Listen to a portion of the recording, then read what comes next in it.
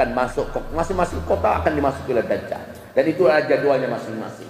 Rasulullah bersabda, jangan pernah kamu keluar dari persembunyian kamu. Karena nanti kata Rasulullah, orang yang paling kuat, ada nanti seorang lelaki yang merasa imannya sudah mantap, kokoh, tidak mungkin berubah, dan tidak akan mungkin bisa dimurtadkan, tidak mungkin bisa kafir oleh si Dajjal. Lalu dia dengan sengaja keluar dari persembunyiannya, berjumpa dengan Dajjal. Ketika dia melihat Dajjal dengan segala fitnah yang ada pada Dajjal, maka dia pun kafir kepada Allah. Dan dia beriman kepada Dajjal, sujud menyembah Dajjal. Walaupun Dajjal sudah pergi meninggalkan kotanya, laki-laki itu tetap kafir sampai dia mati. Dahsyatnya fitnah Dajjal. Sebelum Dajjal muncul, kaki tangannya saja sudah banyak memurtadkan orang, apalagi sang Dajjal yang muncul.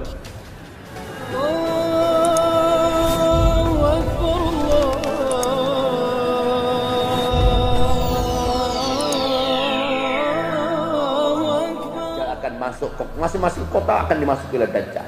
Dan itu adalah jadwalnya masing-masing. Rasulullah bersabda, jangan pernah kamu keluar dari persembunyian kamu. Karena nanti kata Rasulullah, orang yang paling kuat, ada nanti seorang lelaki yang merasa imannya sudah mantap, kokoh, tidak mungkin berubah, dan tidak akan mungkin bisa dimurtadkan, tidak mungkin bisa kafir oleh si Dajjal. Lalu dia dengan sengaja keluar dari persembunyiannya, berjumpa dengan Dajjal. Ketika dia melihat Dajjal dengan segala fitnah yang ada pada Dajjal, maka dia pun kafir kepada Allah. Dan dia beriman kepada Dajjal, sujud menyembah Dajjal. Walaupun Dajjal sudah pergi meninggalkan kotanya, laki-laki itu tetap kafir sampai dia mati. Dahsyatnya fitnah Dajjal. Sebelum Dajjal muncul, kaki tangannya saja sudah banyak memurtadkan orang, apalagi sang Dajjal yang muncul. Wahai hamba-hamba Allah, 124.000 lebih Nabi dan Rasul gemetaran kalau mereka bercerita tentang Dajjal, dahsyatnya Dajjal ini. Dan Dajjal tidak akan ada yang mampu melawannya. Tidak ada, kaum muslimin. Tidak akan ada kekuatan apapun di bumi ini bisa mengalahkannya, kecuali satu orang, dan itu sengaja Allah simpan di langit dunia. Ketika Dajjal sudah keluar menyebarkan segala fitnahnya, ketika 2/3 penduduk manusia yang ada di muka bumi sudah mengangkatnya sebagai Tuhan, barulah ketika itu Allah turunkan anti Dajjal, dan di tangannya lah Dajjal dihabisi. Nabi Isa alaihi salam. Dajjal ini siapa? Keturunan Nabi Adam alaihi salam, manusia seperti kita. Tapi jangan salah-salah, dia manusia, tetapi fisiknya luar biasa, beda, jelek minta ampun. Dia agak lebih pendek dari kalian sedikit badannya, tapi lehernya dibandingkan leher kalian, dia lebih panjang lagi lehernya sedikit. Bahu kiri, bahu kanannya berjauhan, dadanya lebar, full daging, dan bahunya mereng. Rambutnya kribo, kulitnya berwarna gelap tapi pucat seperti mayat, dan ada beberapa bercak merah seperti darah di bawah kulitnya.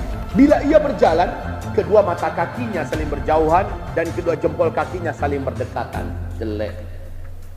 Kedua bola matanya, kata Rasulullah, menyembul keluar. Hampir 2/3 bola matanya ini sudah di luar posisinya. Dan mata yang sebelah kanan tertutup. Apa yang menutupinya? Daging kening ini meleleh, menutupi mata sebelah kanan.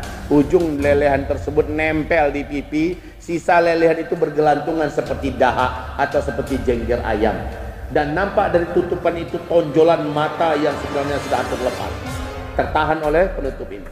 Sementara matanya yang sebelah kiri sudah bergelantungan jelek, berkabut. Dan hitam warna mata kita ini, kalau dia berwarna hijau kaca, berkabut, kata Rasulullah sallallahu alaihi wasallam.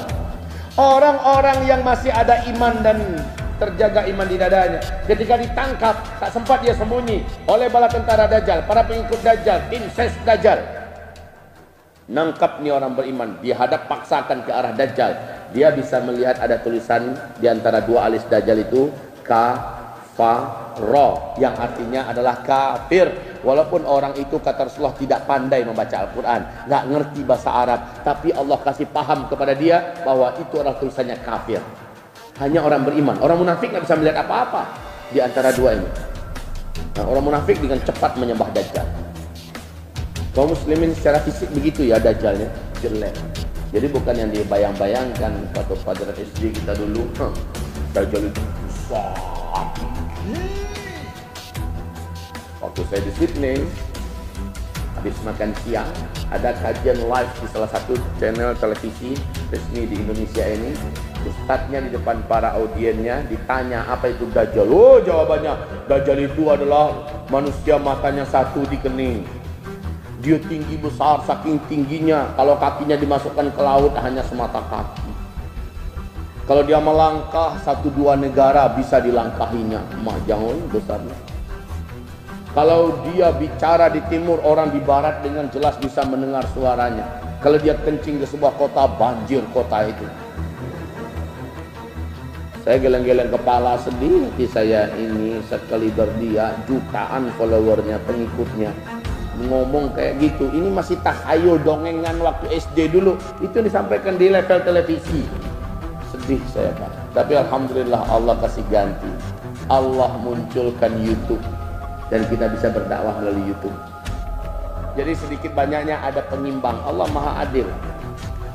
Sekarang sudah saya sampaikan tentang Dajjal. Nah, Dajjal ini berarti adalah manusia biasa. Ya.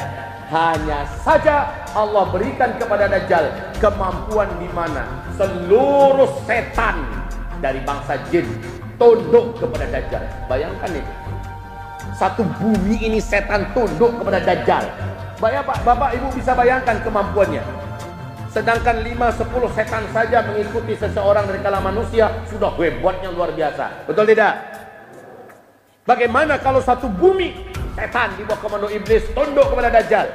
Kompak mereka kerjasama berkolaborasi dengan sempurna untuk memperbanyak calon penghuni neraka jahanam. Maka Dajjal mengatraksikan dengan tangannya kemampuan-kemampuan yang hanya Allah yang buat. Tapi dengan versi Dajjal itu adalah sihir, semuanya dengan bantuan setan. Nah, kaum muslimin, Dajjal ini Rasulullah katakan dia datang di hari-hari genting di muka bumi, di saat orang-orang mulai putus asa hidup karena kelaparan melanda di seluruh dunia, kekeringan melanda di seluruh tempat satu muka bumi. Dajjal datang menghidupkan bumi yang tandus, menurunkan air yang sudah sekian tahun tidak pernah turun dari langit. Dajjal datang membawa gunungan makanan, sebagaimana Dajjal mampu mendemonstrasikan kemampuan-kemampuan yang dahsyat. Dan itulah akhirnya banyak orang yang beriman dia benar-benar adalah Tuhan. Sampai tersisa ada orang-orang yang ketangkap dari orang beriman, ditanyakan kepada mereka, kenapa kalian masih belum beriman kepada saya? Apa kata mereka? Sesungguhnya kami hanya akan beriman kepada Tuhan yang kami sembah selama ini, dan dialah yang menghidupkan dan mematikan. Lalu Dajjal menantang mereka semua. Bagaimana menurut kalian? Bila yang pernah mati-mati saya hidupkan semua, apakah kalian beriman bahwa saya adalah Tuhan kalian? Maka apa kata orang beriman ini? Jika engkau bisa melakukannya, kami baru percaya bahwa engkaulah Tuhan yang kami sembah selama ini. Maka Dajjal mengatakan, tunjukkan kuburan yang mana yang kalian mau saya bangkitkan semua orang. InsyaAllah Pak. Maka ditunjuk kuburan yang itu. Maka Dajjal cukup hanya dengan menunjuk seluruh kuburan itu. Maka terbelahlah masing-masing kuburan. Keluarlah orang-orang yang dulu pernah dikuburkan di sana, tapi dalam wujud fisik masih utuh, seolah-olah belum pernah mati. Mereka keluar. Sabda Rasulullah, mereka ini langsung mendatangi keluarganya sambil merayu, hai istriku, inilah Tuhan yang selama ini kita sembah. Lihat abang sudah dihidupkannya kembali. Hai anakku, hai cucuku, hai kakek, wahai ayah, inilah Tuhan yang selama ini kita sembah. Lihat kami sudah dihidupkannya kembali. Rasulullah bersabda, kalian wajib tahu orang-orang yang bangkit dari kuburan itu bukanlah manusia yang dulu meninggal dunia dan dikuburkan di sana, tetapi setan-setan yang menjelma dalam wujud manusia yang dulu pernah meninggal dan dikuburkan di sana. Itu adalah setan semua, Pak. Akhirnya sisa orang-orang beriman yang tadi tidak mau sujud kepada Dajjal baru beriman, ini adalah Dajjal. Tapi masih tinggal sekedar kecil orang-orang beriman yang ketangkap, yang masih tidak mau percaya engkau adalah Dajjal. Maka Dajjal memaksanya memilih satu di antara dua. Pilih nerakaku atau silakan masuk di surgaku. Rasulullah bersabda, dari tangan kanan Dajjal mengeluarkan api yang menciptakan sebuah seolah-olah bagikan hutan atau gunung yang berapi. Masuk kamu kemari atau silahkan masuk di surgaku. Dari tangan kirinya, hadis ini sahih, Dajjal mengeluarkan air yang sangat besar dan air itu bisa mengisi sungai-sungai. Bening sementara orang sudah lama tidak menemukan air. Maka kata Rasulullah, siapa yang masuk ke dalam airnya Dajjal, kafirlah dia, dan dia menjadi ahli neraka Allah selama-lamanya. Siapa yang mendatangi apinya Dajjal, maka dia sedang menuju kepada surga Allah Subhanahu wa ta'ala. Masuklah kalian ke dalam apinya Dajjal. Tapi Nabi menyebutkan urut-urutannya. Nabi perintahkan, kamu masukkanlah kepalamu ke dalam apinya Dajjal. Kepala dulu, Pak. Jangan pakai dites pakai tangan, panas lah ya. Kepala dulu. Ingat ini baik-baik. Masukkan kepala kita. Setelah kamu masukkan kepalamu, kamu akan merasakan hawa yang sejuk. Maka hiruplah, kata Nabi.